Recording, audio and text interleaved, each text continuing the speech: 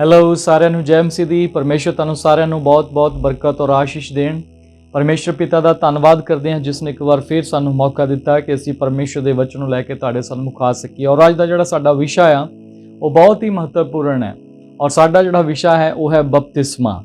ਬਪਤਿਸਮੇ ਦੇ ਬਾਰੇ ਅੱਜ ਬਹੁਤ ਸਾਰੇ ਲੋਕ ਜਿਹੜੇ ਨੇ ਉਹ ਪਤਾ ਨਹੀਂ ਕੀ ਸੋਚਦੇ ਨੇ ਔਰ ਬਪਤਿਸਮਾ ਲੈ ਕੇ ਵੀ ਕਈ ਵਾਰ ਲੋਕ ਬਪਤਿਸਮਾ ਲੈ ਕੇ ਵੀ ਉਹੀ ਸੰਸਾਰ ਵਾਲੇ ਕੰਮ ਕਰਦੇ ਨੇ। ਔਰ ਮੈਂ ਤੁਹਾਨੂੰ ਅੱਜ ਦੱਸਣਾ ਚਾਹੁੰਦਾ ਕਿ ਜਿਹੜਾ ਬਪਤਿਸਮਾ ਹੈ ਉਹ ਤੁਹਾਨੂੰ ਇਸ ਸੰਸਾਰ ਦੇ ਨਾਲੋਂ, ਸੰਸਾਰ ਦੀਆਂ ਸਾਰੀਆਂ ਉਹਨਾਂ ਚੀਜ਼ਾਂ ਨਾਲੋਂ ਜਿਹੜੀਆਂ ਚੀਜ਼ਾਂ ਸਾਨੂੰ ਆਪਣੇ ਅੰਡਰ, ਯਾਨੀ ਕਿ ਕਹਿਣ ਦਾ ਮਤਲਬ ਸਾਨੂੰ ਗੁਲਾਮੀ ਵਿੱਚ ਲੈ ਕੇ ਜਾਂਦੀਆਂ ਨੇ, ਉਹਨਾਂ ਤੋਂ ਸਾਨੂੰ ਆਜ਼ਾਦੀ ਮਿਲਦੀ ਹੈ ਬਪਤਿਸਮੇ ਦੇ ਦੁਆਰਾ। ਬਪਤਿਸਮੇ ਦੇ ਦੁਆਰਾ ਪਰਮੇਸ਼ਵਰ ਸਾਨੂੰ ਇਸ ਸੰਸਾਰ ਨਾਲੋਂ ਅਲੱਗ ਕਰਦੇ ਨੇ। ਮੈਂ ਪਰਮੇਸ਼ਵਰ ਪਿਤਾ ਦਾ ਧੰਨਵਾਦ ਕਰਦਾ ਜਿਸ ਨੇ ਅੱਜ ਆਪਣੇ ਪਵਿੱਤਰ ਵਚਨ ਦੇ ਦੁਆਰਾ ਤੁਹਾਡੇ ਸਾਹਮਣੇ ਲਿਆ ਕੇ ਅੱਜ ਆਪਣੇ ਵਚਨ ਨੂੰ ਪੇਸ਼ ਕਰਨ ਦਾ ਮੌਕਾ ਦਿੱਤਾ।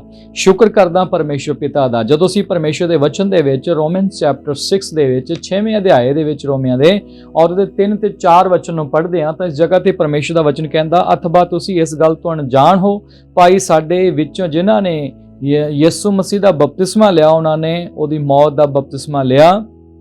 ਸੋ ਅਸੀਂ ਮੌਤ ਦਾ ਬਪਤਿਸਮਾ ਲੈਣ ਕਰਕੇ ਉਹਦੇ ਨਾਲ ਦੱਬੇ ਗਏ ਤਾਂ ਜੋ ਜਿਵੇਂ ਪਿਤਾ ਦੀ ਵਡਿਆਈ ਦੇ ਵਸੀਲੇ ਨਾਲ ਮਸੀਹ ਮੁਰਦਿਆਂ ਵਿੱਚੋਂ ਜਵਾਲਿਆ ਗਿਆ ਤਿਵੇਂ ਅਸੀਂ ਵੀ ਨਵੇਂ ਜੀਵਨ ਦੀ ਰਾਹ ਚੱਲੀਏ।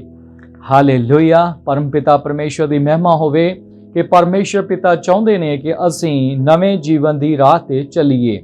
ਧਿਆਨ ਦਿਓ, ਪਰਮੇਸ਼ਵਰ ਦਾ ਵਚਨ ਕਹਿੰਦਾ ਹੈ ਕਿ ਜਦੋਂ ਅਸੀਂ ਬਪਤਿਸਮਾ ਲੈਂਦੇ ਹਾਂ ਤਾਂ ਸਾਡੇ ਅੰਦਰ ਪਰਮੇਸ਼ਵਰ ਆਪਣਾ ਨਵਾਂਪਨ, ਨਿਊਨੈਸ ਸਾਡੇ ਅੰਦਰ, ਨਵੀਂ ਜ਼ਿੰਦਗੀ ਸਾਡੇ ਅੰਦਰ ਭਰਦੇ ਨੇ। ਬਾਈਬਲ ਸਾਨੂੰ ਬਿਆਨ ਕਰਦੀ ਹੈ ਕਿ ਅਸੀਂ ਆਓ ਨਵੇਂ ਜੀਵਨ ਦੇ ਰਾਹ ਚੱਲੀਏ। ਸੋ ਮੇਰੇ ਪਿਆਰੇ ਭੈਣੋ ਭਰਾਵੋ, ਜਦੋਂ ਅਸੀਂ ਬਪਤਿਸਮਾ ਲੈਂਦੇ ਹਾਂ ਤਦ ਅਸੀਂ ਬਪਤਿਸਮਾ ਲੈਣ ਦੇ ਦੁਆਰਾ ਜੋ ਪਰਮੇਸ਼ਵਰ ਨੇ ਰਾਹ ਸਾਡੇ ਵਾਸਤੇ ਤਿਆਰ ਕੀਤਾ ਹੈ ਉਸ ਤੇ ਚੱਲਣ ਦਾ ਅਸੀਂ ਪਹਿਲਾ ਸਟੈਪ ਸ਼ੁਰੂ ਕਰਦੇ ਹਾਂ। ਪਰਮੇਸ਼ਵਰ ਦਾ ਵਚਨ ਸਾਨੂੰ ਆਖਦਾ ਹੈ ਕਿ ਆਓ ਅਸੀਂ ਨਵੇਂ ਜੀਵਨ ਦੇ ਰਾਹ ਚੱਲੀਏ। ਪਰ ਇਸ ਜਗ੍ਹਾ ਤੇ ਸ਼ੁਰੂਆਤ ਵਿੱਚ ਲਿਖਿਆ ਕਿ ਤੁਸੀਂ ਇਸ ਗੱਲ ਤੋਂ ਅਣਜਾਣ ਹੋ। ਅੱਜ ਇਸ ਚੀਜ਼ ਨੂੰ ਸਮਝਣਾ ਬਹੁਤ ਜ਼ਰੂਰੀ ਹੈ ਕਿ ਬਪਤਿਸਮਾ ਕੋਈ ਸਧਾਰਨ ਗੱਲ ਨਹੀਂ ਹੈ। ਬਪਤਿਸਮਾ ਲੈ ਕੇ ਵੀ ਕਈ ਵਾਰ ਬਹੁਤ ਸਾਰੇ ਲੋਕ ਜਿਹੜੇ ਬਪਤਿਸਮੇ ਦਾ ਅਰਥ ਨਹੀਂ ਜਾਣਦੇ, ਬਪਤਿਸਮੇ ਦਾ ਮਤਲਬ ਨਹੀਂ ਸਮਝਦੇ, ਉਹ ਉਹੀ ਕੰਮ ਜਿਹੜੇ ਉਹ ਪਹਿਲਾਂ ਕਰਦੇ ਹਨ ਉਹ ਬਪਤਿਸਮੇ ਤੋਂ ਬਾਅਦ ਵੀ ਕਰਦੇ ਨੇ। ਉਹ ਸੋਚਦੇ ਨੇ ਕਿ ਜਿਸ ਤਰ੍ਹਾਂ ਦਾ ਮੈਂ ਪਹਿਲਾਂ ਸੀ ਸ਼ਾਇਦ ਮੈਂ ਉਸੇ ਤਰ੍ਹਾਂ ਦਾ ਹੁਣ ਹਾਂ। ਪਰ ਪਰਮੇਸ਼ਵਰ ਤੁਹਾਡੀ ਜਾਣਕਾਰੀ ਤੋਂ ਬਿਨਾਂ, ਸਾਡੀ ਜਾਣਕਾਰੀ ਤੋਂ ਬਿਨਾਂ ਸਾਨੂੰ ਉਹ ਨਵਾਂਪਨ ਪ੍ਰਦਾਨ ਕਰਦੇ ਨੇ ਜਿਹਨੂੰ ਤੁਸੀਂ ਸਮਝ ਉਦੋਂ ਪਾਉਂਦੇ ਹੋ ਜਦ ਤੁਸੀਂ ਪਰਮੇਸ਼ਵਰ ਦੇ ਨਾਲ ਚੱਲਣਾ ਸ਼ੁਰੂ ਕਰਦੇ ਹੋ। ਪਰਮੇਸ਼ਵਰ ਦਾ ਵਚਨ ਸਾਨੂੰ ਸਫਾਈ ਦੇ ਨਾਲ ਆਖਦਾ ਹੈ ਕਿ ਬਪਤਿਸਮਾ ਲੈਣ ਦੇ ਦੁਆਰਾ ਸਾਨੂੰ ਪਰਮੇਸ਼ਵਰ ਇਸ ਸੰਸਾਰ ਦੇ ਨਾਲੋਂ ਵੱਖਰਿਆਂ ਕਰਦਾ ਹੈ। ਇਸ ਲਈ ਵਚਨ ਕਹਿੰਦਾ ਹੈ ਕਿ ਆਓ ਅਸੀਂ ਨਵੇਂ ਜੀਵਨ ਦੇ ਰਾਹ ਉੱਤੇ ਚੱਲੀਏ। ਕਿੰਨੀ ਸੋਹਣੀ ਗੱਲ ਹੈ ਕਿ ਸਾਨੂੰ ਪਰਮੇਸ਼ਵਰ ਨੇ ਇੱਕ ਰਾਹ ਤਿਆਰ ਕਰਕੇ ਦਿੱਤਾ ਹੈ। ਇਹ ਰਾਹ ਅਸੀਂ ਆਪ ਨਹੀਂ ਤਿਆਰ ਕੀਤਾ, ਇਹ ਖੁਦਾ ਨੇ ਤਿਆਰ ਕੀਤਾ। ਮੈਂ ਤੁਹਾਨੂੰ ਅੱਗੇ ਦੱਸਾਂਗਾ ਪਰਮੇਸ਼ਵਰ ਦੇ ਵਚਨਾਂ ਦੇ ਵਿੱਚੋਂ ਕਿ ਬਪਤਿਸਮਾ ਕਿੰਨਾ ਇੰਪੋਰਟੈਂਟ ਹੈ ਹਰ ਉਸ ਵਿਅਕਤੀ ਲਈ ਜਿਹੜਾ ਪਾਪ ਤੋਂ ਮਨ ਫਿਰਾ ਕੇ ਪਰਮੇਸ਼ਵਰ ਦੇ ਪਿੱਛੇ ਚੱਲਣਾ ਚਾਹੁੰਦਾ ਹੈ। ਪਰਮੇਸ਼ਵਰ ਦਾ ਵਚਨ ਜਦੋਂ ਇਬਰਾਨੀਆਂ 11 ਦੀ 29 ਆਇਤ ਨੂੰ ਪੜ੍ਹਦੇ ਹਾਂ ਤਾਂ ਉੱਥੇ ਬਿਆਨ ਕਰਦਾ ਹੈ, ਨੇਚਾਂ ਨਾਲ ਉਹ ਲਾਲ ਸਮੁੰਦਰ ਦੇ ਵਿੱਚੋਂ ਜਿਵੇਂ ਸੁੱਕੀ ਜ਼ਮੀਨ ਉੱਤੋਂ ਦੀ ਪਾਰ ਲੰਘ ਗਏ, ਪਰ ਇਹ ਜਾਂ ਮਿਸਰੀਆਂ ਨੇ ਉਦਮ ਕੀਤਾ ਤਾਂ ਡੁੱਬ ਮੋਏ। ਮੈਂ ਪਰਮੇਸ਼ਵਰ ਪਿਤਾ ਦਾ ਧੰਨਵਾਦ ਕਰਦਾ ਇਸ ਗੱਲ ਦੇ ਲਈ। ਇਹ ਬਹੁਤ ਹੀ ਵੱਡਾ ਭੇਤ ਪਰਮੇਸ਼ਵਰ ਨੇ ਜ਼ਾਹਰ ਕੀਤਾ ਹੈ ਕਿ ਜਦੋਂ ਅਸੀਂ ਦੇਖਦੇ ਪੁਰਾਣੇ ਨਿਯਮ ਦੇ ਵਿੱਚ ਹੀ, ਮੂਸਾ ਦੇ ਸਮੇਂ ਦੇ ਵਿੱਚ ਹੀ, ਉਸ ਵੇਲੇ ਹੀ ਬਪਤਿਸਮਾ ਸ਼ੁਰੂ ਹੋ ਚੁੱਕਾ ਸੀ। ਬਪਤਿਸਮਾ ਉਸ ਵੇਲੇ ਤੋਂ ਚੱਲਦਾ ਆ ਰਿਹਾ ਹੈ। ਬਪਤਿਸਮੇ ਦਾ ਮਤਲਬ ਕੀ ਹੈ ਅਸੀਂ ਇਸ ਜਗ੍ਹਾ ਤੇ ਪਰਮੇਸ਼ਵਰ ਦੇ ਵਚਨ ਚੋਂ ਸਿੱਖਦੇ ਹਾਂ। ਪਰਮੇਸ਼ਵਰ ਦੀ ਬਾਣੀ ਸਾਨੂੰ ਸਿਖਾਉਂਦੀ ਹੈ ਕਿ ਜਦੋਂ ਅਸੀਂ ਬਪਤਿਸਮਾ ਲੈਂਦੇ ਹਾਂ ਤਾਂ ਸਾਨੂੰ ਪਰਮੇਸ਼ਵਰ ਪੁਰਾਣੀ ਉਸ ਇਨਸਾਨੀਅਤ ਚੋਂ ਕੱਢ ਕੇ ਨਵੀਂ ਇਨਸਾਨੀਅਤ ਦੇ ਵਿੱਚ ਪਹੁੰਚਾਉਂਦੇ ਨੇ। ਪਰਮੇਸ਼ਵਰ ਸਾਡੀ ਜ਼ਿੰਦਗੀ ਦੇ ਵਿੱਚ ਇੱਕ ਨਵਾਂਪਨ ਲੈ ਕੇ ਆਉਂਦੇ ਨੇ। ਇਸ ਜਗ੍ਹਾ ਤੇ ਅਸੀਂ ਬਾਣੀ ਦੇ ਵਿੱਚ ਦੇਖਦੇ ਹਾਂ ਕਿ ਜਦੋਂ ਇਜ਼ਰਾਈਲ ਦੇ ਲੋਕ ਮਿਸਰ ਦੇ ਵਿੱਚ ਗੁਲਾਮ ਸਨ ਤਾਂ ਉਹਨਾਂ ਤੇ ਬਹੁਤ ਵੱਡਾ ਗੁਲਾਮੀ ਦਾ ਜੂਆ ਸੀ ਔਰ ਉਹਨਾਂ ਤੋਂ ਜੋ ਚਾਹਿਆ ਫਿਰੌਨ ਨੇ ਉਹ ਕਰਵਾਇਆ। ਬਾਣੀ ਸਾਨੂੰ ਇਹ ਦੱਸਦੀ ਹੈ ਕਿ ਜਦੋਂ ਤੱਕ ਅਸੀਂ ਬਪਤਿਸਮਾ ਲੈ ਕੇ ਪਰਮੇਸ਼ਵਰ ਦੀ ਦੇਹ ਦੇ ਅੰਗ ਨਹੀਂ ਬਣੇ ਹੁੰਦੇ ਉਦੋਂ ਤੱਕ ਸ਼ੈਤਾਨ ਆਪਣੀ ਮਰਜ਼ੀ ਨਾਲ ਸਾਡੇ ਤੋਂ ਹਰ ਜਗ੍ਹਾ ਤੇ ਜਿੱਥੇ ਅਸੀਂ ਨਹੀਂ ਝੁਕਣਾ ਚਾਹੁੰਦੇ ਉੱਥੇ ਵੀ ਝੁਕਾ ਲੈਂਦਾ, ਜੋ ਨਹੀਂ ਅਸੀਂ ਕਰਨਾ ਚਾਹੁੰਦੇ ਉਹ ਵੀ ਕਰਵਾ ਲੈਂਦਾ ਸੀ। ਫਿਰੌਨ ਨੇ ਬੜੇ ਧੱਕੇ ਦੇ ਨਾਲ ਇਜ਼ਰਾਈਲ ਦੇ ਲੋਕਾਂ ਦੇ ਉੱਤੇ ਅਤਿਆਚਾਰ ਕਰਕੇ ਉਹਨਾਂ ਤੋਂ ਉਹ ਕਠਿਨ ਕੰਮ ਕਰਵਾਏ ਜੋ ਉਹ ਨਹੀਂ ਕਰਨਾ ਚਾਹੁੰਦੇ ਸਨ। तो इस जगह ते ध्यान दिओ, जदों परमेश्वर उस गुलामी दे देश विचों इजराइल दे लोकां नूं बाहर कढ के लिया रहे सन तां उस वक्त एक लाल समुंदर अगे आया है। बाणी सानूं इह दसदी है कि परमेश्वर ने उस लाल समुंदर नूं दो भाग कर दिता। तुसीं सारे जिहड़े बाइबल नूं पढ़न वाले हो तुसीं जाणदे हो कि परमेश्वर ने समुंदर दो भाग कर दिता और इजराइल दे लोक उस मार्ग दे विचों दी लंघ रहे सन ਜਿਹੜਾ ਮਾਰਗ ਪਰਮੇਸ਼ਵਰ ਨੇ ਤਿਆਰ ਕੀਤਾ। ਕਦੀ ਕਦੀ ਮੈਂ ਸੋਚਦਾ ਕਿ ਪਰਮੇਸ਼ਵਰ ਦਾ ਜੋ ਕਹਿੰਦੇ ਨੇ ਉਹ ਹੋ ਜਾਂਦਾ ਹੈ ਤੇ ਪਰਮੇਸ਼ਵਰ ਨੇ ਲਾਲ ਸਮੁੰਦਰ ਨੂੰ ਦੋ ਭਾਗ ਕਿਉਂ ਕੀਤਾ? ਪਰਮੇਸ਼ਵਰ ਜੀ ਆਖਦੇ ਤਾਂ ਉੱਥੇ ਬ੍ਰਿਜ ਬਣ ਸਕਦਾ ਸੀ, ਪਰਮੇਸ਼ਵਰ ਉਹਨਾਂ ਨੂੰ ਉੱਪਰ ਦੀ ਵੀ ਲੰਘਾ ਸਕਦੇ ਸਨ। ਪਰ ਬਾਈਬਲ ਬਿਆਨ ਕਰਦੀ ਹੈ ਕਿ ਉਹਨਾਂ ਦਾ ਬਪਤਿਸਮਾ ਉਸ ਵਕਤ ਉਸ ਸਮੁੰਦਰ ਦੇ ਪਾਣੀ ਦੇ ਵਿੱਚ ਜਿੱਥੋਂ ਪਰਮੇਸ਼ਵਰ ਲੈ ਕੇ ਜਾ ਰਹੇ ਸਨ ਉਹ ਉਹਨਾਂ ਦਾ ਬਪਤਿਸਮਾ ਸੀ। ਸੋ ਪਰਮੇਸ਼ਵਰ ਦੇ ਵਚਨ ਦੇ ਵਿੱਚ ਲਿਖਿਆ ਕਿ ਉਹ ਉਸ ਜ਼ਮੀਨ ਦੇ ਵਿੱਚੋਂ ਉਸ ਸਮੁੰਦਰ ਦੇ ਵਿੱਚੋਂ ਦੀ ਲੰਘ ਕੇ ਗਏ, ਪਰ ਜਦੋਂ ਉਹਨਾਂ ਦਾ ਪਿੱਛਾ ਕਰਨ ਦੇ ਲਈ ਮਿਸਰੀਆਂ ਨੇ ਉਹਨਾਂ ਦੇ ਉੱਤੇ ਪਿੱਛਾ ਕੀਤਾ ਤਾਂ ਬਾਈਬਲ ਬਿਆਨ ਕਰਦੀ ਹੈ ਉਹ ਇਸ ਲਈ ਗਏ ਸਨ ਤਾਂ ਕਿ ਉਹਨਾਂ ਨੂੰ ਫਿਰ ਤੋਂ ਆਪਣੇ ਗੁਲਾਮ ਬਣਾ ਸਕਣ। ਮੈਂ ਪਰਮੇਸ਼ਵਰ ਪਿਤਾ ਦਾ ਧੰਨਵਾਦ ਕਰਦਾ ਜਿਸ ਨੇ ਆਪਣੇ ਵਚਨਾਂ ਦੇ ਰਾਹੀਂ ਸਾਡੇ ਤੇ ਇਸ ਭੇਤ ਨੂੰ ਪ੍ਰਗਟ ਕੀਤਾ ਕਿ ਪਹਿਲਾਂ ਉਹ ਫਿਰੌਨ ਰਾਜਾ ਨੇ ਜੋ ਚਾਹਿਆ ਉਸੇ ਤਰ੍ਹਾਂ ਇਜ਼ਰਾਈਲੀਆਂ ਤੇ ਕੀਤਾ, ਪਰ ਜਦੋਂ ਇਜ਼ਰਾਈਲ ਦੇ ਲੋਕਾਂ ਦਾ ਪਰਮੇਸ਼ਵਰ ਨੇ ਉਸ ਸਮੁੰਦਰ ਵਿੱਚ ਬਪਤਿਸਮਾ ਕਰ ਦਿੱਤਾ, ਉਸ ਤੋਂ ਬਾਅਦ ਜਦੋਂ ਉਹਨਾਂ ਦਾ ਪਿੱਛਾ ਕਰਨ ਲਈ ਉਸੇ ਹੀ ਜਗ੍ਹਾ ਤੇ ਜਦੋਂ ਫਿਰੌਨ ਦੇ ਘੋੜਸਵਾਰ ਉਹਦੇ ਪਿੱਛੇ ਦੌੜੇ ਤਾਂ ਉਹ ਉਹਨਾਂ ਨੂੰ ਫੜ ਨਹੀਂ ਪਾਏ। ਪਰ ਬਾਈਬਲ 'ਚ ਲਿਖਿਆ ਕਿ ਉਹਨਾਂ ਨੇ ਜਦੋਂ ਉਦਮ ਕੀਤਾ ਤਾਂ ਡੁੱਬ ਕੇ ਮਰ ਗਏ। ਉਸ ਪਾਣੀ ਦੇ ਵਿੱਚ ਸਮੁੰਦਰ ਦੇ ਵਿੱਚ ਉਹ ਡੁੱਬ ਗਏ। ਉਹ ਕੰਧਾਂ ਆਪਸ ਵਿੱਚ ਫੇਰ ਦੁਬਾਰਾ ਜੁੜ ਗਈਆਂ, ਜਿਹੜਾ ਸਮੁੰਦਰ ਦੋ ਭਾਗ ਹੋਇਆ ਸੀ। ਮੈਂ ਅੱਜ ਤੁਹਾਨੂੰ ਕਹਿਣਾ ਚਾਹੁੰਦਾ ਮੇਰੀ ਪਿਆਰੀ ਭੈਣੋ ਭਰਾਵੋ ਕਿ ਜਦੋਂ ਤੁਸੀਂ ਪ੍ਰਭੂ ਯਿਸੂ ਮਸੀਹ ਦੇ ਨਾਮ ਵਿੱਚ ਬਪਤਿਸਮਾ ਲੈਂਦੇ ਹੋ, ਜਦ ਤੁਸੀਂ ਬਪਤਿਸਮਾ ਲੈ ਕੇ ਇਸ ਸੰਸਾਰ ਨਾਲੋਂ ਵੱਖਰਿਆਂ ਹੁੰਦੇ ਹੋ, ਸ਼ੈਤਾਨ ਬੇਸ਼ੱਕ ਤੁਹਾਡਾ ਪਿੱਛਾ ਕਰੇ, ਪਰ ਧਿਆਨ ਦਿਓ ਕਿ ਸ਼ੈਤਾਨ ਤੁਹਾਨੂੰ ਕਦੀ ਵੀ ਉਹ ਤੁਹਾਡੇ ਤੇ ਹੱਥ ਪਾ ਕੇ ਮੁੜ ਕੇ ਤੁਹਾਨੂੰ ਆਪਣਾ ਗੁਲਾਮ ਨਹੀਂ ਬਣਾ ਸਕਦਾ, ਕਿਉਂਕਿ ਖੁਦਾ ਨੇ ਬਪਤਿਸਮੇ ਦੇ ਦੁਆਰਾ ਤੁਹਾਨੂੰ ਇੱਕ ਨਵਾਂ ਜੀਵਨ ਪ੍ਰਦਾਨ ਕੀਤਾ ਹੈ। ਜਿਨ੍ਹਾਂ ਨੂੰ ਨਵਾਂ ਜੀਵਨ ਪ੍ਰਾਪਤ ਹੋ ਜਾਂਦਾ ਹੈ, ਨਿਊਨੈਸ ਮਿਲ ਜਾਂਦੀ ਹੈ, ਤਾਂ ਬਾਈਬਲ ਬਿਆਨ ਕਰਦੀ ਹੈ ਕਿ ਆਓ ਅਸੀਂ ਨਵੇਂ ਜੀਵਨ ਦੇ ਰਾਹ ਉੱਤੇ ਚੱਲੀਏ। ਸ਼ੈਤਾਨ ਹੁਣ ਤੁਹਾਨੂੰ ਗੁਲਾਮ ਬਣਾ ਕੇ ਨਹੀਂ ਰੱਖ ਸਕਦਾ। ਸ਼ੈਤਾਨ ਨੇ ਬਹੁਤ ਸਮਾਂ ਤੁਹਾਡੇ ਤੋਂ ਆਪਣੀ ਸੇਵਾ ਕਰਵਾਈ ਹੈ, ਪਰ ਜਦੋਂ ਤੁਸੀਂ ਬਪਤਿਸਮਾ ਲੈਂਦੇ ਹੋ ਤਾਂ ਤੁਸੀਂ ਸ਼ੈਤਾਨ ਦੇ ਬੰਧਨਾਂ ਤੋਂ ਆਜ਼ਾਦ ਹੋ ਜਾਂਦੇ ਹੋ। ਔਰ ਪਰਮੇਸ਼ਰ ਦਾ ਵਚਨ ਇੱਥੇ ਆਖਦਾ ਹੈ, ਔਰ ਜਦੋਂ ਅਸੀਂ ਪਹਿਲਾ ਕੁਰਿੰਥੀਆਂ ਦੇ 10 ਅਧਿਆਇ ਦੀ 1 ਤੇ 2 ਆਇਤ ਨੂੰ ਪੜ੍ਹਦੇ ਹਾਂ, ਹੇ ਭਰਾਵੋ ਮੈਂ ਨਹੀਂ ਚਾਹੁੰਦਾ ਜੋ ਤੁਸੀਂ ਇਸ ਤੋਂ ਅਣਜਾਣ ਰਹੋ, ਭਾਈ ਸਾਡੇ ਪਿਓ ਦਾਦੇ ਬੱਦਲ ਦੇ ਹੇਠ ਸਨ ਅਤੇ ਉਹ ਸਭੇ ਸਮੁੰਦਰ ਦੇ ਵਿੱਚੋਂ ਦੀ ਲੰਘ ਗਏ ਅਤੇ ਸਭਨਾ ਨੂੰ ਉਸ ਬੱਦਲ ਅਤੇ ਉਸ ਸਮੁੰਦਰ ਵਿੱਚ ਮੂਸਾ ਦਾ ਬਪਤਿਸਮਾ ਮਿਲਿਆ। ਸੋ ਪਰਮੇਸ਼ਰ ਦਾ ਵਚਨ ਆਖਦਾ ਹੈ ਕਿ ਪੁਰਾਣੇ ਸਮੇਂ ਦੇ ਵਿੱਚ ਉਹਨਾਂ ਨੂੰ ਮੂਸਾ ਦਾ ਬਪਤਿਸਮਾ ਮਿਲਿਆ। ਕਦੋਂ ਮਿਲਿਆ? ਜਦੋਂ ਸਮੁੰਦਰ ਦੇ ਵਿੱਚੋਂ ਲੰਘੇ।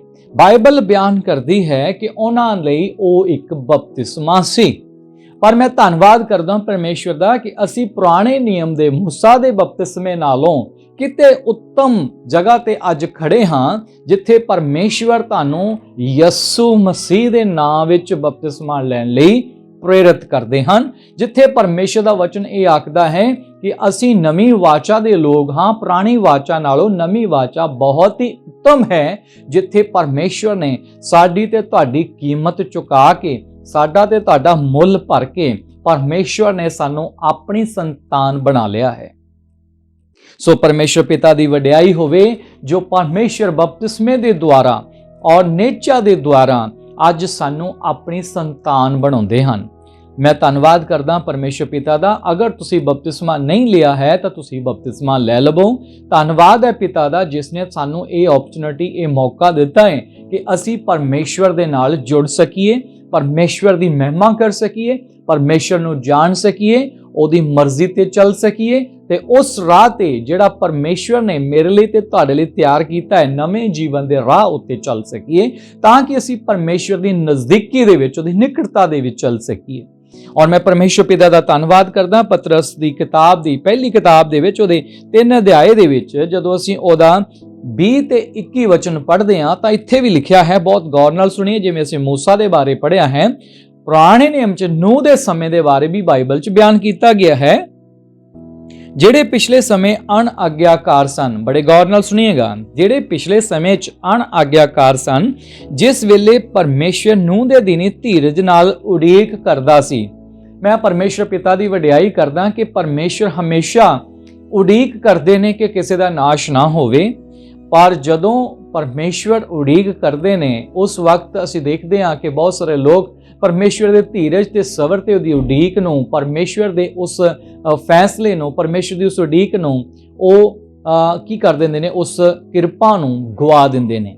ਬਾਈਬਲ ਬਿਆਨ ਕਰਦੀ ਕਿ ਨੂਹ ਦੇ ਸਮੇਂ ਦੇ ਵਿੱਚ ਵੀ ਪਰਮੇਸ਼ਵਰ ਨੇ ਉਡੀਕ ਕੀਤੀ। ਪਰਮੇਸ਼ਵਰ ਚਾਹੁੰਦੇ ਤਾਂ ਉਹ 1 ਮਿੰਟ ਦੇ ਵਿੱਚ ਬੇੜਾ ਬਣਾ ਕੇ ਨੂਹ ਨੂੰ ਦੇ ਸਕਦੇ ਸਨ। ਪਰਮੇਸ਼ਵਰ ਨੇ ਆਖਿਆ ਸੂਰਜ ਬਣ ਜਾਏ ਤਾਂ ਬਣ ਗਿਆ, ਚੰਦਰਮਾ ਬਣ ਜਾਏ ਤਾਂ ਬਣ ਗਿਆ। ਜਦੋਂ ਪਰਮੇਸ਼ਵਰ ਨੇ ਸਾਰੀਆਂ ਚੀਜ਼ਾਂ ਨੂੰ ਆਪਣੀ ਸਾਮਰਥ ਨਾਲ ਬਣਾਇਆ ਹੈ ਤਾਂ ਪਰਮੇਸ਼ਵਰ ਚਾਹੁੰਦੇ ਤਾਂ ਬੇੜਾ ਵੀ ਬਣਾ ਕੇ ਦੇ ਸਕਦੇ ਸਨ, ਪਰ ਨੂਹ ਦੇ ਸਮੇਂ 'ਚ ਵੀ ਪਰਮੇਸ਼ਵਰ ਨੇ ਲੋਕਾਂ ਨੂੰ ਪੂਰਾ ਮੌਕਾ ਦਿੱਤਾ ਕਿ ਲੋਕ ਆ ਜਾਣ ਤੇ ਬਚ ਜਾਣ। ਇਸ ਲਈ ਬਾਈਬਲ ਬਿਆਨ ਕਰਦੀ ਹੈ ਕਿ ਜਿਸ ਵੇਲੇ ਨੂਹ ਦੇ ਦਿਨੀ ਧੀਰਜ ਨਾਲ ਉਡੀਕ ਕਰਦਾ ਸੀ, ਪਰਮੇਸ਼ਵਰ ਉਡੀਕ ਕਰ ਰਹੇ ਸਨ ਉਹਨਾਂ ਅਣਆਗਿਆਕਾਰ ਲੋਕਾਂ ਦੇ ਸਮੇਂ ਵੀ, ਜਿਹੜੇ ਪਰਮੇਸ਼ਵਰ ਦੀ ਆਗਿਆਕਾਰੀ ਨਹੀਂ ਕਰਦੇ ਸਨ।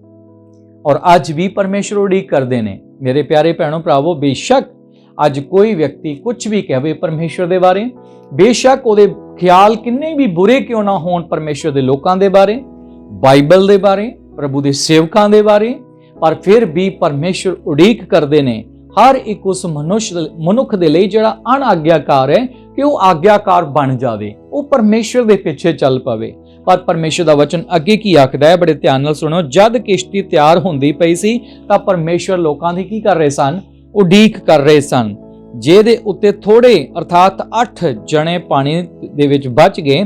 ਇਹ ਬਪਤਿਸਮੇ ਦਾ ਨਮੂਨਾ ਹੈ ਜੋ ਹੁਣ ਤੁਹਾਨੂੰ ਵੀ ਯਿਸੂ ਮਸੀਹ ਦੇ ਜੀ ਉੱਠਣ ਦੇ ਕਾਰਨ ਬਚਾਉਂਦਾ ਹੈ। ਇਸ ਸਰੀਰ ਦੀ ਮੈਲ ਲਾਉਣੀ ਨਹੀਂ, ਪਰ ਸ਼ੁੱਧ ਅੰਤःਕਰਨ ਨਾਲ ਪਰਮੇਸ਼ਵਰ ਨੂੰ ਭਾਲਣਾ ਹੈ। ਹਾਲੇਲੂਇਆ। ਬਪਤਿਸਮਾ ਲੈਣਾ ਕੋਈ ਸਰੀਰ ਦੀ ਮੈਲ ਲਾਉਣਾ ਨਹੀਂ ਹੈ। ਕਈ ਵਾਰੀ ਬਹੁਤ ਸਾਰੇ ਲੋਕ ਬਪਤਿਸਮਾ ਲੈਂਦੇ ਨੇ ਤੇ ਉਹ ਉੱਥੇ ਚੰਗੀ ਤਰ੍ਹਾਂ ਕਹਿੰਦੇ ਮੈਨੂੰ ਚੰਗੀ ਤਰ੍ਹਾਂ ਨਲਾ ਦਿਓ, ਜਰਾ ਚੰਗੀ ਤਰ੍ਹਾਂ ਮੈਨੂੰ ਮਲ ਕੇ ਨਹਾਲਣ ਦਿਓ। ਉਹ ਮੈਲ ਲਾਉਣਾ ਨਹੀਂ ਹੈ, ਖੁਦਾ ਦੇ ਵਚਨ ਦੀ ਆਗਿਆ ਦਾ ਪਾਲਨ ਕਰਨਾ ਹੈ। ਬਪਤਿਸਮੇ ਦਾ ਮਤਲਬ ਹੈ ਪਰਮੇਸ਼ਵਰ ਦੀ ਆਗਿਆ ਦਾ ਪਾਲਨ ਕਰਨਾ।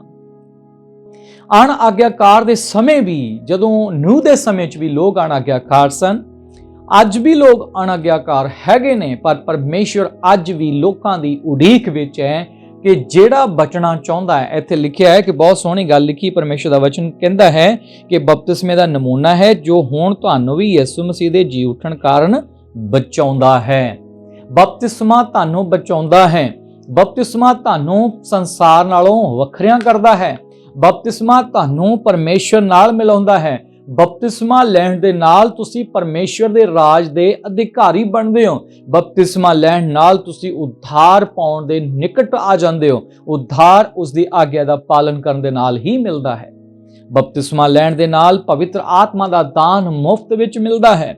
ਬਪਤਿਸਮੇ ਦੇ ਬਾਰੇ ਬਹੁਤ ਸਾਰੀਆਂ ਗੱਲਾਂ ਬਾਈਬਲ ਵਿੱਚ ਦਰਜ ਹਨ। ਇਸ ਲਈ ਮੈਂ ਫਿਰ ਤੋਂ ਕਹਿਣਾ ਚਾਹੁੰਦਾ ਕਿ ਜਿਹੜਾ ਬਚਿਆ ਹੋਇਆ ਹੈ, ਜਿਹੜਾ ਬਚ ਗਿਆ ਹੈ, ਉਹ ਜਿਹੜਾ ਬਚਿਆ ਹੈ, ਕੌਣ ਬਚਿਆ ਹੈ? ਜਿਹਨੇ ਉਹਦੀ ਆਗਿਆ ਦਾ ਪਾਲਨ ਕੀਤਾ ਹੈ। ਔਰ ਜਿਹੜਾ ਬਚਿਆ ਹੋਇਆ ਹੈ ਉਹਨੂੰ ਕੋਈ ਵੀ ਚੀਜ਼, ਉਹਦੇ ਤੇ ਕੋਈ ਵੀ ਸ਼ੈਤਾਨ ਦਾ ਹਥਿਆਰ ਸਫਲ ਨਹੀਂ ਹੋ ਸਕਦਾ। ਜਿਹੜਾ ਬਚਿਆ ਹੋਇਆ ਹੈ ਉਹ ਨਰਕ ਦੀ ਅੱਗ ਤੋਂ ਬਚਿਆ ਹੋਇਆ ਹੈ। ਜਿਹੜਾ ਬਚਿਆ ਹੋਇਆ ਹੈ ਉਹ ਸ਼ੈਤਾਨ ਦੇ ਹੱਥੋਂ ਬਚਿਆ ਹੋਇਆ ਹੈ। ਜਿਹੜਾ ਬਚਿਆ ਹੋਇਆ ਹੈ ਉਹ ਪਰਮੇਸ਼ਵਰ ਦੇ ਹੱਥਾਂ ਦੇ ਵਿੱਚ ਹੈ। ਸੋ ਮੈਂ ਪਰਮੇਸ਼ਵਰ ਪਿਤਾ ਦਾ ਧੰਨਵਾਦ ਕਰਦਾ ਹਾਂ। ਮਰਕੁਸ 16 ਦੀ 16 ਆਇਤ ਬਿਆਨ ਕਰਦੀ ਹੈ, ਜਿਹੜਾ ਨੇਚਾ ਕਰੇ ਅਤੇ ਬਪਤਿਸਮਾ ਲਵੇ ਉਹ ਬਚਾਇਆ ਜਾਵੇਗਾ। ਹਾਲੇਲੂਇਆ। ਬਾਈਬਲ ਕਹਿੰਦੀ ਕਿ ਕੌਣ ਬਚਾਇਆ ਜਾਵੇਗਾ? ਜਿਹੜਾ ਨੇਚਾ ਕਰੇ ਅਤੇ ਬਪਤਿਸਮਾ ਲਵੇ। ਬਥੇਰੇ ਤੁਹਾਡੇ ਵਿੱਚੋਂ ਤੁਸੀਂ ਦੇਖਿਆ ਹੋਣਾ ਬਹੁਤ ਸਾਰੇ ਲੋਕ ਜਿਹੜੇ ਕਹਿੰਦੇ ਨੇ ਕਿ ਮੈਂ ਤਾਂ ਸਾਰਿਆਂ ਤੇ ਨੇਚਾ ਕਰਦਾ, ਜੇ ਮੈਂ ਯਿਸੂ ਮਸੀਹ ਤੇ ਵੀ ਨੇਚਾ ਕਰਦਾ। ਉਹਨੂੰ ਕਹਿ ਫਿਰ ਚੱਲ ਉੱਠ ਤੇ ਬਪਤਿਸਮਾ ਲੈ, ਆਪਣੇ ਪਾਪਾਂ ਤੋਂ ਤੌਬਾ ਕਰ। ਫਿਰ ਉਹ ਤਿਆਰ ਨਹੀਂ ਹੋਏਗਾ। ਉਹ ਕਹੇਗਾ ਨਹੀਂ ਏਦਾਂ ਨਹੀਂ ਮੈਂ ਕਰਾਂਗਾ। ਸੋ ਬਹੁਤ ਸਾਰੇ ਲੋਕ ਬਹੁਤ ਸਾਲਾਂ ਤੋਂ ਚਰਚਾਂ 'ਚ ਜਾ ਰਹੇ ਨੇ, ਪਰ ਉਹਨਾਂ ਨੇ ਕਦੀ ਹਜੇ ਤੱਕ ਬਪਤਿਸਮਾ ਨਹੀਂ ਲਿਆ। ਉਹਨਾਂ ਨੂੰ ਸਵਾਲ ਪੁੱਛੋ ਕਿਉਂ ਨਹੀਂ ਲਿਆ? ਤਾਂ ਉਹਨਾਂ ਦੇ ਅੰਦਰ ਕਿਤੇ ਨਾ ਕਿਤੇ ਕਿਸੇ ਨਾ ਕਿਸੇ ਗੱਲ ਲਈ ਚਿੰਤਾ ਹੈ, ਜਾਂ ਬਹੁਤ ਸਾਰੇ ਨੌਜਵਾਨ ਨੇ ਉਹਨਾਂ ਨੂੰ ਆਪਣੀ ਮੈਰਿਜ ਦੀ ਚਿੰਤਾ ਹੈ ਕਿ ਜੇ ਮੈਂ ਬਪਤਿਸਮਾ ਲੈ ਲਿਆ ਤੇ ਮੇਰੀ ਮੈਰਿਜ ਕਿੱਥੇ ਹੋਏਗੀ। ਸੋ ਬਹੁਤ ਸਾਰੀਆਂ ਚੀਜ਼ਾਂ ਨੇ ਜਿਹੜੀਆਂ ਸ਼ੈਤਾਨ ਦੇ ਵੱਲੋਂ ਲੋਕਾਂ ਦੀ ਜ਼ਿੰਦਗੀ ਦੇ ਵਿੱਚ ਪਰਮੇਸ਼ਵਰ ਦੇ ਪਿੱਛੇ ਚੱਲਣ ਤੋਂ ਰੁਕਾਵਟ ਪਾਉਣ ਦੇ ਲਈ ਸ਼ੈਤਾਨ ਵੱਲੋਂ ਤਿਆਰ ਕੀਤੀਆਂ ਗਈਆਂ ਯੋਜਨਾਵਾਂ ਨੇ। ਮੈਂ ਪਿਛਲੀ ਵਾਰ ਦੱਸਿਆ ਸੀ, ਕੋਈ ਹਥਿਆਰ ਤੁਹਾਡੇ ਵਿਰੁੱਧ ਸਫਲ ਨਹੀਂ ਹੋ ਸਕਦਾ। ਜਿਹੜੇ ਲੋਕ ਪਰਮੇਸ਼ਵਰ ਦੀ ਆਗਿਆ ਦਾ ਪਾਲਣ ਕਰਦੇ ਨੇ, ਉਹਨਾਂ ਦੇ ਅਗੇਂਸਟ ਸ਼ੈਤਾਨ ਦੇ ਬਣਾਏ ਹੋਏ ਹਰ ਹਥਿਆਰ ਕੀ ਹੋ ਜਾਣਗੇ? ਫੇਲ ਹੋ ਜਾਣਗੇ। ਸੋ ਮੇਰੇ ਪਿਆਰੇ ਭੈਣੋ ਭਰਾਵੋ, ਅਗਰ ਬਪਤਿਸਮਾ ਲਿਆ ਹੈ ਬਹੁਤ ਹੀ ਅੱਛੀ ਗੱਲ ਹੈ, ਤਾਂ ਫਿਰ ਆਓ ਅਸੀਂ ਨਵੇਂ ਜੀਵਨ ਦੇ ਰਾਹ ਤੇ ਚੱਲੀਏ। ਜੇ ਨਹੀਂ ਬਪਤਿਸਮਾ ਲਿਆ ਤਾਂ ਬਪਤਿਸਮਾ ਲੈ ਲਓ, ਕਿਉਂਕਿ ਬਾਈਬਲ 'ਚ ਲਿਖਿਆ ਹੈ ਕਿ ਜਿਹੜਾ ਨੇਚਾ ਕਰੇ ਉਹ ਬਪਤਿਸਮਾ ਲਵੇ। ਇਸ ਜਗ੍ਹਾ ਤੇ ਲਿਖਿਆ, ਨੇਚਾ ਕਰੇ ਅਤੇ ਬਪਤਿਸਮਾ ਲਵੇ ਉਹ ਬਚਾਇਆ ਜਾਵੇਗਾ। ਕੀ ਤੁਸੀਂ ਨਹੀਂ ਬਚਣਾ ਚਾਹੁੰਦੇ? ਜੇ ਤੁਸੀਂ ਬਚੇ ਹੋਏ ਹੋ ਤਾਂ ਕੀ ਤੁਸੀਂ ਦੂਜਿਆਂ ਨੂੰ ਬਚਾਉਣਾ ਨਹੀਂ ਚਾਹੁੰਦੇ ਕਿ ਜਿਨ੍ਹਾਂ ਨੇ ਹਜੇ ਤੱਕ ਬਪਤਿਸਮਾ ਨਹੀਂ ਲਿਆ? ਤਾਂ ਮੇਰੇ ਪਿਆਰੇ ਭੈਣੋ ਭਰਾਵੋ, ਮੌਕਾ ਹੈ, ਅਜੇ ਵੀ ਤੁਹਾਡੇ ਕੋਲ ਇੱਕ ਓਪਰਚੁਨਿਟੀ ਹੈ ਕਿ ਆਓ ਅਸੀਂ ਪਰਮੇਸ਼ਵਰ ਦੇ ਵੱਲ ਫਿਰੀਏ, ਬਪਤਿਸਮਾ ਲਈਏ ਔਰ ਪਰਮੇਸ਼ਵਰ ਦੀ ਦੇਹ ਦੇ ਅੰਗ ਬਣੀਏ। ਔਰ ਬਾਣੀ 'ਚ ਅੱਗੇ ਬਹੁਤ ਸੋਹਣਾ ਲਿਖਿਆ ਹੈ, ਪਰ ਜਿਹੜਾ ਪ੍ਰਤੀਤ ਨਾ ਕਰੇ ਉਸ ਉੱਤੇ ਸਜ਼ਾ ਦਾ ਹੁਕਮ ਕੀਤਾ ਜਾਵੇਗਾ। ਬੜੇ ਗੌਰ ਨਾਲ ਸੁਣਿਓ, ਮੈਂ ਇਹ ਨਹੀਂ ਦੱਸਣਾ ਚਾਹੁੰਦਾ ਸੀ, ਪਰ ਬਾਈਬਲ ਇਹ ਦੱਸਦੀ ਹੈ ਕਿ ਜਿਹੜਾ ਪ੍ਰਤੀਤ ਨਾ ਕਰੇ ਇਸ ਗੁੱਡ ਨਿਊਜ਼ ਤੇ, ਇਸ ਖੁਸ਼ਖਬਰੀ ਤੇ ਜਿਹੜੀ ਅੱਜ ਮੈਂ ਤੁਹਾਨੂੰ ਸੁਣਾ ਰਿਹਾ, ਜੇ ਤੁਸੀਂ ਯਿਸੂ ਮਸੀਹ ਦੀ ਖੁਸ਼ਖਬਰੀ ਦੇ ਉੱਤੇ ਵਿਸ਼ਵਾਸ ਨਹੀਂ ਕਰੋਗੇ ਤਾਂ ਬਾਈਬਲ 'ਚ ਲਿਖਿਆ ਹੈ, ਜਿਹੜਾ ਨੇਚਾ ਨਾ ਕਰੇ ਔਰ ਲਿਖਿਆ ਪ੍ਰਤੀਤ ਨਾ ਕਰੇ ਉਸ ਉੱਤੇ ਸਜ਼ਾ ਦਾ ਹੁਕਮ ਕੀਤਾ ਜਾਵੇਗਾ। ਸਜ਼ਾ ਦਾ ਹੁਕਮ ਆਪਣੇ ਆਪ ਲਾਗੂ ਹੋ ਜਾਂਦਾ ਹੈ ਮੇਰੇ ਪਿਆਰੇ ਭੈਣੋ ਭਰਾਵੋ। ਸਜ਼ਾ ਪਰਮੇਸ਼ਵਰ ਦੇਣੀ ਨਹੀਂ ਚਾਹੁੰਦਾ। ਬਾਈਬਲ 'ਚ ਲਿਖਿਆ ਹੈ ਕਿ ਜਿਹੜਾ ਉਸ ਦੀ ਆਗਿਆ ਦਾ ਪਾਲਣ ਨਹੀਂ ਕਰਦਾ ਉਹ ਆਪਣੇ ਉੱਤੇ ਦੰਡ ਲੈ ਕੇ ਆਉਂਦਾ ਹੈ। ਤੇ ਦੰਡ ਲਿਆਉਣ ਦੀ ਇੱਕ ਵਜ੍ਹਾ ਹੈ ਕਿ ਉਹਨੇ ਪਰਮੇਸ਼ਵਰ ਦੇ ਪੁੱਤਰ ਦੇ ਨਾਮ ਤੇ ਨੇਚਾ ਨਹੀਂ ਕੀਤੀ, ਤੇ ਉਸਨੇ ਉਸ ਲਹੂ ਨੂੰ ਜਿਹੜਾ ਕਿ ਸਾਨੂੰ ਸ਼ੁੱਧ ਕਰਦਾ ਹੈ, ਉਸ ਪਰਮੇਸ਼ਵਰ ਦੇ ਇਕਲੌਤੇ ਦੇ ਲਹੂ ਨੂੰ ਐਵੇਂ ਕਿਵੇਂ ਜਾਣਿਆ। ਔਰ ਉਸਨੇ ਪਰਮੇਸ਼ਵਰ ਦੇ ਪੁੱਤਰ ਤੇ ਨੇਚਾ ਨਾ ਕਰਕੇ ਉਸ ਨੂੰ ਉਸ ਦੇ ਸੁਸਮਾਚਾਰ ਨੂੰ ਜਦੋਂ ਲਤਾੜਿਆ ਹੈ ਤਾਂ ਉਸ ਦੇ ਕਾਰਨ ਉਹ ਦੋਸ਼ੀ ਠਹਿਰ ਗਿਆ ਹੈ। ਬਾਈਬਲ ਬਿਆਨ ਕਰਦੀ ਹੈ ਕਿ ਐਡੇ ਵੱਡੇ ਉਧਾਰ ਤੋਂ ਨਾ ਕਰਕੇ ਕੌਣ ਬਚ ਸਕਦਾ ਹੈ। ਜਦੋਂ ਅਸੀਂ ਦੇਖਦੇ ਹਾਂ ਕਿ ਪੁਰਾਣੇ ਨਿਯਮ ਦੇ ਵਿੱਚ 2 ਜਾਂ 3 ਗਵਾਹਾਂ ਦੇ ਨਾਲ ਕੀ ਕੀਤਾ ਜਾਂਦਾ ਸੀ, ਅਗਰ ਕੋਈ ਦੋਸ਼ੀ ਠਹਿਰਦਾ ਸੀ ਤਾਂ 2-3 ਗਵਾਹਾਂ ਦੇ ਨਾਲ ਹੀ ਉਸ ਨੂੰ ਗਵਾਹੀਆਂ ਨਾਲ ਹੀ ਮਾਰ ਦਿੱਤਾ ਜਾਂਦਾ ਸੀ ਕਿ ਇਹਨੇ ਇਹ ਗੁਨਾਹ ਕੀਤਾ ਹੈ। ਤਾਂ ਬਾਈਬਲ ਬਿਆਨ ਕਰਦੀ ਹੈ ਕਿ ਐਡੇ ਵੱਡੇ ਉਧਾਰ ਤੋਂ ਔਰ ਪਰਮੇਸ਼ਰ ਦੇ ਪੁੱਤਰ ਯਿਸੂ ਮਸੀਹ ਮੁਕਤੀਦਾਤਾ ਦਾ ਇਨਕਾਰ ਕਰਕੇ ਕੌਣ ਬਚ ਸਕੇਗਾ। ਸੋ ਬਾਈਬਲ ਬਿਆਨ ਕਰਦੀ ਹੈ ਕਿ ਜਿਹੜਾ ਪ੍ਰਤੀਤ ਨਾ ਕਰੇ ਉਸ ਉੱਤੇ ਸਜ਼ਾ ਦਾ ਹੁਕਮ ਕੀਤਾ ਜਾਵੇਗਾ। ਪਰ ਦੂਜੇ ਪਾਸੇ ਮੇਰੇ ਕੋਲ ਇੱਕ ਗੁੱਡ ਨਿਊਜ਼ ਹੈ ਤੁਹਾਡੇ ਲਈ, ਖੁਸ਼ਖਬਰੀ ਹੈ। ਬਾਈਬਲ 'ਚ ਲਿਖਿਆ, ਜਿਹੜੇ ਹੁਣ ਮਸੀਹ ਯਿਸੂ ਵਿੱਚ ਹਨ ਉਹਨਾਂ ਉੱਤੇ ਸਜ਼ਾ ਦਾ ਹੁਕਮ ਨਹੀਂ ਹੈ, ਉਹਨਾਂ ਉੱਤੇ ਦੰਡ ਦਾ ਹੁਕਮ ਨਹੀਂ ਹੈ, ਕਿਉਂਕਿ ਉਹਨਾਂ ਨੇ ਪਰਮੇਸ਼ਵਰ ਦੇ ਪੁੱਤਰ ਯਿਸੂ ਮਸੀਹ ਦੇ ਨਾਮ ਉੱਤੇ ਨੇਚਾ ਲਿਆਂਦੀ ਹੈ। ਨੇਚਾ ਤੁਹਾਨੂੰ ਬਚਾਉਂਦੀ ਹੈ ਨਰਕ ਦੀ ਅੱਗ ਤੋਂ, ਨੇਚਾ ਤੁਹਾਨੂੰ ਬਚਾਉਂਦੀ ਹੈ, ਬਪਤਿਸਮਾ ਤੁਹਾਨੂੰ ਬਚਾਉਂਦਾ ਹੈ। ਔਰ ਇਸ ਲਈ ਲਿਖਿਆ, ਜਿਹੜਾ ਨੇਚਾ ਕਰੇ ਬਪਤਿਸਮਾ ਲਵੇ ਉਹ ਬਚਾਇਆ ਜਾਵੇਗਾ। ਸੋ ਮੇਰੇ ਭੈਣੋ ਭਰਾਵੋ, ਮੇਰੇ ਦਿਲ ਵਿੱਚ ਬੜਾ ਤੁਹਾਡੇ ਲਈ ਸਾਰਿਆਂ ਲਈ ਪਿਆਰ ਹੈ, ਇੱਕ ਦਰਦ ਹੈ ਕਿ ਮੈਂ ਅਗਰ ਕਾਸ਼ ਮੇਰੇ ਕੋਲ ਇਹ ਸੰਭਵ ਹੁੰਦਾ ਤੇ ਮੈਂ ਤੁਹਾਨੂੰ ਸਾਰਿਆਂ ਨੂੰ, ਇਸ ਹਿੰਦੁਸਤਾਨ ਦੇ, ਭਾਰਤ ਦੇਸ਼ ਦੇ ਸਾਰੇ ਨਿਵਾਸੀਆਂ ਨੂੰ ਮੈਂ ਆਪਣੇ ਕਲਾਵੇ ਵਿੱਚ ਲੈ ਕੇ ਕਹਿੰਦਾ ਕਿ ਪਰਮੇਸ਼ਵਰ ਤੁਹਾਨੂੰ ਪਿਆਰ ਕਰਦਾ, ਆਓ ਤੇ ਬਚ ਜਾਓ। ਮੇਰੇ ਪਿਆਰੇ ਭੈਣੋ ਭਰਾਵੋ, ਪਰਮੇਸ਼ਵਰ ਤੁਹਾਨੂੰ ਬਚਾਉਣਾ ਚਾਹੁੰਦੇ ਨੇ। ਆਓ ਅਸੀਂ ਇਸ ਖੁਸ਼ਖਬਰੀ ਤੇ ਵਿਸ਼ਵਾਸ ਕਰੀਏ। ਔਰ ਮੈਂ ਆਖੀਰ ਦੇ ਵਿੱਚ ਜਦੋਂ ਗਲਾਤੀਆਂ ਦੀ ਕਿਤਾਬ ਦੇ ਵਿੱਚ ਅਸੀਂ 3:26 ਤੇ 27 ਆਇਤ ਨੂੰ ਪੜ੍ਹਦੇ ਹਾਂ ਤਾਂ ਇੱਥੇ ਲਿਖਿਆ ਹੋਇਆ ਹੈ, ਕਿਉਂ ਜੋ ਮਸੀਹ ਯਿਸੂ ਤੇ ਨੇਚਾ ਕਰਨ ਕਰਕੇ ਤੁਸੀਂ ਸਭੇ ਪਰਮੇਸ਼ਵਰ ਦੇ ਪੁੱਤਰ ਹੋ। ਮੈਂ ਧੰਨਵਾਦ ਕਰਦਾ ਪਿਤਾ ਪਰਮੇਸ਼ਵਰ ਦਾ, ਜਿਨੇ ਸਾਨੂੰ ਯਿਸੂ ਮਸੀਹ ਦੇ ਨਾਮ ਤੇ ਨੇਚਾ ਕਰਨ ਦੇ ਦੁਆਰਾ ਆਪਣੀ ਸੰਤਾਨ ਹੋਣ ਦਾ ਹੱਕ ਬਖਸ਼ਿਆ। ਬਾਈਬਲ ਕਹਿੰਦੀ ਹੈ ਕਿ ਤੁਸੀਂ ਨੇਚਾ ਕੀਤੀ ਹੈ ਔਰ ਉਸ ਤੇ ਵਿਸ਼ਵਾਸ ਕਰਨ ਦੇ ਨਾਲ ਤੁਸੀਂ ਪਰਮੇਸ਼ਵਰ ਦੀ ਸੰਤਾਨ ਬਣੇ ਹੋ, ਪਰਮੇਸ਼ਵਰ ਦੇ ਪੁੱਤਰ ਬਣੇ ਹੋ। ਪਰਮੇਸ਼ਵਰ ਨੇ ਸਾਨੂੰ ਤੇ ਤੁਹਾਨੂੰ ਪੁੱਤਰ ਬਣਾਇਆ ਹੈ। ਪੁੱਤਰ ਬਣਾਉਣਾ ਸੌਖਾ ਨਹੀਂ ਹੈ। ਅਸੀਂ ਕਾਬਿਲ ਨਹੀਂ ਸੀ, ਅਸੀਂ ਯੋਗ ਨਹੀਂ ਸੀ ਕਿ ਅਸੀਂ ਉਸ ਦੇ ਪੁੱਤਰ ਕਹਿਲਾ ਸਕੀਏ। ਉਸ ਨੇ ਸਾਡੇ ਅਣਗਿਣਤ ਪਾਪਾਂ ਨੂੰ ਮਾਫ ਕੀਤਾ ਹੈ।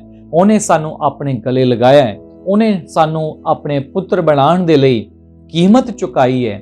ਉਸਨੇ ਬਹੁਤ ਵੱਡਾ ਮੁੱਲ ਭਰਿਆ ਹੈ ਸਾਨੂੰ ਛੁਡਾਉਣ ਦੇ ਲਈ, ਸਾਨੂੰ ਬੁਰੀਆਂ ਪ੍ਰਸਥਿਤੀਆਂ ਵਿੱਚੋਂ ਕੱਢਣ ਦੇ ਲਈ, ਸਾਨੂੰ ਉਸਨੇ ਰੂੜੀ ਉੱਤੋਂ ਚੁੱਕ ਕੇ ਪਤਵੰਤਿਆਂ ਵਿੱਚ ਬਿਠਾਉਣ ਦੇ ਲਈ ਆਪਣੇ ਪੁੱਤਰ ਪ੍ਰਭੂ ਯਿਸੂ ਦਾ ਲਹੂ ਤੁਹਾਡੇ ਲਈ ਤੇ ਸਾਡੇ ਲਈ, ਉਸ ਦੀ ਜਵਾਨੀ ਦਾ ਗਾੜਾ ਲਹੂ ਕਰੂਸ ਉੱਤੇ ਬਹਿਣ ਦਿੱਤਾ। ਮੇਰੇ ਪਿਆਰੇ ਭੈਣੋ ਭਰਾਵੋ, ਸਾਡਾ ਮੁੱਲ ਚੁਕਾਇਆ ਗਿਆ ਹੈ। ਇਸ ਲਈ ਲਿਖਿਆ ਹੈ, ਤੁਸੀਂ ਆਪਣੇ ਆਪ ਦੇ ਨਹੀਂ, ਕਿਉਂਕਿ ਤੁਸੀਂ ਮੁੱਲ ਦੇ ਕੇ ਖਰੀਦੇ ਗਏ ਹੋ। ਖੁਦਾ ਨੇ ਸਾਨੂੰ ਤੇ ਤੁਹਾਨੂੰ ਖਰੀਦਿਆ ਹੈ, ਉਸ ਨੇ ਸਾਨੂੰ ਤੇ ਤੁਹਾਨੂੰ ਆਪਣੀ ਸੰਤਾਨ ਬਣਾਇਆ ਹੈ। ਔਰ ਪਰਮੇਸ਼ਵਰ ਪਿਤਾ ਦੀ ਵਡਿਆਈ ਹੋਵੇ ਕਿ ਜਿਸ ਨੇ ਇੰਨੀ ਬੇਸ਼ੁਮਾਰ ਸਾਡੇ ਨਾਲ ਐਡੀ ਵੱਡੀ ਮੁਹੱਬਤ ਕੀਤੀ, ਇੰਨਾ ਵੱਡਾ ਪਿਆਰ ਕੀਤਾ ਕਿ ਅਸੀਂ ਉਸਦੇ ਪੁੱਤਰ ਕਹਿਲਾਈਏ।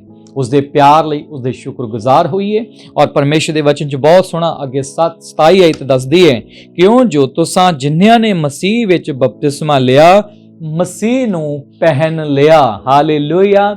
ਪਰਮੇਸ਼ਰ ਸਾਨੂੰ ਆਪਣੀ ਸੰਤਾਨ ਕਿਵੇਂ ਬਣਾਉਂਦੇ ਨੇ? ਪਰਮੇਸ਼ਰ ਕਿਵੇਂ ਸਾਨੂੰ ਆਪਣੀ ਸੰਤਾਨ ਦੇ ਰੂਪ ਵਿੱਚ ਵੇਖਦੇ ਨੇ? ਇਸ ਲਈ ਨਹੀਂ ਕਿ ਅਸੀਂ ਬਹੁਤ ਸੋਹਣੇ ਹਾਂ, ਇਸ ਲਈ ਨਹੀਂ ਕਿ ਸਾਡੇ ਕੋਲ ਪੈਸਾ ਹੈ, ਇਸ ਲਈ ਨਹੀਂ ਕਿ ਅਸੀਂ ਬਹੁਤ ਉੱਚ ਪਦਵੀ ਦੇ ਹਾਂ, ਇਸ ਲਈ ਨਹੀਂ ਕਿ ਸਾਡੇ 'ਚ ਕੋਈ ਸੁਹੱਪਣ ਹੈ, ਸਾਡੇ 'ਚ ਕੋਈ ਖੂਬੀ ਹੈ। ਨਹੀਂ ਹੈ ਮੇਰੇ ਪਿਆਰੇ ਭੈਣੋ ਭਰਾਵੋ। ਪਰਮੇਸ਼ਵਰ ਸਾਨੂੰ ਇਸ ਲਈ ਆਪਣੇ ਪੁੱਤਰ ਦੇ ਰੂਪ ਵਿੱਚ ਗ੍ਰਹਿਣ ਕਰਦੇ ਨੇ ਕਿਉਂਕਿ ਜਦੋਂ ਅਸੀਂ ਯਿਸੂ ਦੇ ਨਾਮ ਦਾ ਬਪਤਿਸਮਾ ਲੈਂਦੇ ਹਾਂ, ਜਦੋਂ ਅਸੀਂ ਪ੍ਰਭੂ ਯਿਸੂ ਮਸੀਹ ਦੇ ਨਾਮ ਵਿੱਚ, ਇਸ ਜਗ੍ਹਾ ਤੇ ਲਿਖਿਆ ਜਿਨ੍ਹਾਂ ਨੇ ਮਸੀਹ ਵਿੱਚ ਬਪਤਿਸਮਾ ਲਿਆ, ਮਸੀਹ ਨੂੰ ਪਹਿਨ ਲਿਆ। ਮੇਰੇ ਪਿਆਰੇ ਭੈਣੋ ਭਰਾਵੋ, ਜਿਵੇਂ ਤੁਸੀਂ ਸਾਨੂੰ ਅੱਜ ਇਹ ਕੱਪੜੇ ਪਾਏ ਹੋਏ ਆ ਵੇਖਦੇ ਆ ਕਿ ਅਸੀਂ ਅੱਜ ਇਹ ਪਹਿਨਿਆ ਹੈ, ਤਾਂ ਇਸੇ ਤਰ੍ਹਾਂ ਮੇਰੇ ਪਿਆਰੇ ਭੈਣੋ ਭਰਾਵੋ, ਜਦੋਂ ਪਰਮੇਸ਼ਵਰ ਸਾਨੂੰ ਵੇਖਦੇ ਨੇ ਤਾਂ ਉਹ ਸਾਨੂੰ ਯਿਸੂ ਮਸੀਹ ਨੂੰ ਵੇਖਦੇ ਨੇ ਪਹਿਨਿਆ ਹੋਇਆ, ਤੇ ਉਹ ਸਾਡੇ ਅੰਦਰ ਯਿਸੂ ਮਸੀਹ ਦਾ ਅਕਸ ਵੇਖਦੇ ਨੇ, ਯਿਸੂ ਮਸੀਹ ਦੀ ਤਸਵੀਰ ਵੇਖਦੇ ਨੇ, ਯਿਸੂ ਮਸੀਹ ਸਾਡੇ ਅੰਦਰ ਨਜ਼ਰ ਆਉਂਦਾ ਹੈ। ਇਸ ਲਈ ਪਰਮੇਸ਼ਵਰ ਸਾਨੂੰ ਯਿਸੂ ਮਸੀਹ ਕਿਉਂਕਿ ਕਹਿੰਦੇ ਨੇ ਕਿ ਇਹ ਮੇਰਾ ਪਿਆਰਾ ਪੁੱਤਰ ਹੈ ਜਿਸ ਤੋਂ ਮੈਂ ਖੁਸ਼ ਹਾਂ। ਯਿਸੂ ਮਸੀਹ ਨੂੰ ਪਹਿਨਣ ਦੇ ਦੁਆਰਾ ਪਰਮੇਸ਼ਵਰ ਤੁਹਾਨੂੰ ਆਪਣੀ ਸੰਤਾਨ ਦੇ ਰੂਪ ਵਿੱਚ ਵੇਖਦੇ ਨੇ, ਤੁਹਾਨੂੰ ਆਪਣੀ ਸੰਤਾਨ ਦੇ ਰੂਪ ਵਿੱਚ ਗ੍ਰਹਿਣ ਕਰਦੇ ਨੇ। ਪਰਮੇਸ਼ਰ ਪਿਤਾ ਦੀ ਵਡਿਆਈ ਹੋਵੇ ਕਿ ਉਹਨੇ ਤੁਹਾਡੇ ਦੇ ਸਾਡੇ ਲਈ ਇੱਕ ਬਹੁਤ ਸੋਹਣਾ ਮੌਕਾ ਦਿੱਤਾ ਹੈ ਕਿ ਅਸੀਂ ਤੌਬਾ ਕਰਕੇ ਬਪਤਿਸਮਾ ਲੈ ਕੇ ਪਰਮੇਸ਼ਵਰ ਦੇ ਰਾਜ ਦੇ ਅੰਗ ਬਣੀਏ, ਤਾਂ ਕਿ ਸ਼ੈਤਾਨ ਤੁਹਾਨੂੰ ਛੂ ਨਾ ਸਕੇ, ਸ਼ੈਤਾਨ ਤੁਹਾਨੂੰ ਨਰਕ ਦੀ ਅੱਗ 'ਚ ਲਿਜਾ ਨਾ ਸਕੇ, ਸ਼ੈਤਾਨ ਦੇ ਸਾਰੇ ਮਨਸੂਬੇ ਫੇਲ ਹੋ ਜਾਣਗੇ। ਤੁਸੀਂ ਪਰਮੇਸ਼ਵਰ ਪਿਤਾ ਦੇ ਹੱਥਾਂ ਵਿੱਚ ਸੁਰੱਖਿਅਤ ਰਹੋਗੇ। ਪਰ ਕਦੋਂ? ਜਦੋਂ ਤੁਸੀਂ ਉਸ ਉਤੇ ਨੇਚਾ ਲਿਆ ਕੇ ਬਪਤਿਸਮਾ ਲੈ ਕੇ ਉਹਦੀ ਦੇਹ ਦੇ ਅੰਗ ਬਣੋਗੇ। ਬਹੁਤ ਸਾਰੇ ਲੋਕ ਨੇਚਾ ਤਾਂ ਕਰਦੇ ਨੇ ਪਰ ਆਗਿਆ ਦਾ ਪਾਲਣ ਨਹੀਂ ਕਰਦੇ। ਉਹ ਆਖਦੇ ਨੇ ਕਿ ਅਸੀਂ ਨੇਚਾ ਕਰਦੇ ਹਾਂ, ਪਰ ਨੇਚਾ ਅਮਲਾਂ ਦੇ ਬਿਨਾਂ ਮੁਰਦਾ ਹੈ। ਸੋ ਮੇਰੇ ਪਿਆਰੇ ਭੈਣੋ ਭਰਾਵੋ, ਪਛਤਾਪ ਕਰੀਏ, ਮਨ ਫਿਰਾਈਏ ਉਹਨਾਂ ਸਾਰੇ ਪਾਪਾਂ ਤੋਂ ਜੋ ਤੁਸੀਂ ਹੁਣ ਤੱਕ ਕੀਤੇ ਨੇ। ਔਰ ਮੈਂ ਗੱਲ ਦੱਸਣਾ ਚਾਹੁੰਦਾ, ਜਿੰਨੇ ਜ਼ਿਆਦਾ ਅਸੀਂ ਪਾਪ ਕਰਦੇ ਹਾਂ, ਜਿੰਨੇ ਜਨੇ ਜ਼ਿਆਦਾ ਪਾਪ ਕੀਤੇ, ਉਨੀਆਂ ਦੁਸ਼ਟ ਆਤਮਾਵਾਂ ਉਹਦੀ ਜ਼ਿੰਦਗੀ 'ਚ ਹੁੰਦੀਆਂ ਨੇ। ਧਿਆਨ ਦਿਓ ਇਸ ਗੱਲ ਨੂੰ। ਪਰਮੇਸ਼ਵਰ ਸਾਡੀ ਜ਼ਿੰਦਗੀ ਦੇ ਵਿੱਚ ਉਹਨਾਂ ਸਾਰੀਆਂ ਦੁਸ਼ਟ ਆਤਮਾਵਾਂ ਤੋਂ ਸਾਨੂੰ ਆਜ਼ਾਦ ਕਰਦੇ ਨੇ, ਉਹਨਾਂ ਗੁਲਾਮੀ ਤੋਂ ਸਾਨੂੰ ਆਜ਼ਾਦ ਕਰਦੇ ਨੇ, ਕਿਉਂਕਿ ਜਦ ਬੰਦੇ ਦੀ ਜ਼ਿੰਦਗੀ 'ਚ ਦੁਸ਼ਟ ਆਤਮਾਵਾਂ ਕੰਮ ਕਰਦੀਆਂ ਹੁੰਦੀਆਂ ਨੇ ਤਾਂ ਉਹ ਉਹਨੂੰ ਟਾਰਗੇਟ ਦਿੰਦੀਆਂ ਨੇ ਕਿ ਅੱਜ ਤੂੰ ਪੂਰੇ ਦਿਨ 'ਚ ਇੰਨੇ ਪਾਪ ਕਰਨੇ ਹੀ ਕਰਨੇ ਨੇ। ਧਿਆਨ ਦਿਓ ਮੇਰੀ ਗੱਲ ਤੇ। ਮੇਰੇ ਪਿਆਰੇ ਭੈਣੋ ਭਰਾਵੋ, ਪਰਮੇਸ਼ਵਰ ਸਾਨੂੰ ਉਸ ਤੋਂ ਆਜ਼ਾਦ ਕਰਦੇ ਨੇ ਤਾਂ ਕਿ ਤੁਸੀਂ ਮੁੜ ਕੇ ਗੁਲਾਮੀ ਦੇ ਜੂਏ ਵਿੱਚ ਨਾ ਜਾਓ।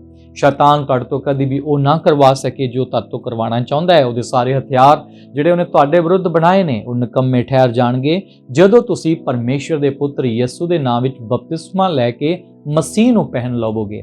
ਤਾਂ ਮੈਂ ਵਿਸ਼ਵਾਸ ਕਰਦਾ ਕਿ ਤੁਸੀਂ ਇਹਨਾਂ ਵਚਨਾਂ ਦੇ ਰਾਹੀਂ ਆਸ਼ੀਸ਼ ਪਾਈ ਹੈ। ਔਰ ਅਗਰ ਤੁਸੀਂ ਬਰਕਤ ਪਾਈ ਹੈ ਤਾਂ ਤੁਸੀਂ ਕਮੈਂਟ ਬਾਕਸ ਦੇ ਵਿੱਚ ਜਾ ਕੇ ਸਾਨੂੰ ਕਮੈਂਟ ਕਰ ਸਕਦੇ ਹੋ। ਔਰ ਮੈਂ ਤੁਹਾਨੂੰ ਫਿਰ ਤੋਂ ਕਹਿਣਾ ਚਾਹੁੰਦਾ, ਲਗਾਤਾਰ ਸਾਡੇ ਨਾਲ ਬਣੇ ਰਹੋ। ਪਰਮੇਸ਼ਰ ਦੇ ਵਚਨ ਦੀਆਂ ਗਹਿਰਾਈਆਂ ਨੂੰ ਲੈ ਕੇ ਅਸੀਂ ਤੁਹਾਡੇ ਸਨਮੁਖ ਆਉਂਦੇ ਰਵਾਂਗੇ। ਔਰ ਤੁਹਾਡੇ ਇਸ ਪਿਆਰ ਲਈ ਜੋ ਤੁਸੀਂ ਸਾਨੂੰ ਦਿੱਤਾ, ਇਸ ਚੈਨਲ ਨੂੰ ਦਿੱਤਾ ਹੈ, ਉਸ ਲਈ ਮੈਂ ਤੁਹਾਡਾ ਬਹੁਤ ਬਹੁਤ ਸ਼ੁਕਰਗੁਜ਼ਾਰ ਹਾਂ। ਔਰ ਮੈਂ ਧੰਨਵਾਦ ਕਰਦਾ ਤੁਹਾਡੇ ਸਾਰਿਆਂ ਦਾ ਜਿਨ੍ਹਾਂ ਨੇ ਤੁਸੀਂ ਸਬਸਕ੍ਰਾਈਬ ਕੀਤਾ। 500 ਤੋਂ ਵੱਧ ਸਬਸਕ੍ਰਾਈਬਰ ਹੋ ਚੁੱਕੇ ਨੇ। ਮੈਂ ਧੰਨਵਾਦ ਕਰਦਾ। ਔਰ ਸੱਚਮੁੱਚ ਤੁਸੀਂ ਆਉਣ ਵਾਲੇ ਸਮੇਂ ਦੇ ਵਿੱਚ ਦੇਖੋਗੇ ਕਿ ਪਰਮੇਸ਼ਰ ਤੁਹਾਨੂੰ ਆਪਣੇ ਵਚਨ ਦੀਆਂ ਵੱਡੀਆਂ ਗਹਿਰਾਈਆਂ ਦੇ ਨਾਲ ਬਹੁਤ ਸਾਰੇ ਭੇਤਾਂ ਨੂੰ ਤੁਹਾਨੂੰ ਖੋਲ ਕੇ ਤੁਹਾਡੇ ਸਾਹਮਣੇ ਲੈ ਕੇ ਆਉਣਗੇ। ਮੈਂ ਪਰਮੇਸ਼ਰ ਪਿਤਾ ਦੀ ਵਡਿਆਈ ਕਰਦਾ ਜੋ ਲਗਾਤਾਰ ਆਪਣੇ ਵਚਨ ਦਾ ਪ੍ਰਕਾਸ਼ ਦੇ ਰਹੇ ਨੇ। ਔਰ ਮੈਂ ਪਿਤਾ ਦਾ ਧੰਨਵਾਦ ਕਰਦਾ ਕਿ ਉਹ ਤੁਹਾਨੂੰ ਇਹਨਾਂ ਵਚਨਾਂ ਰਾਹੀਂ ਆਸ਼ੀਸ਼ ਦੇ ਰਹੇ ਨੇ।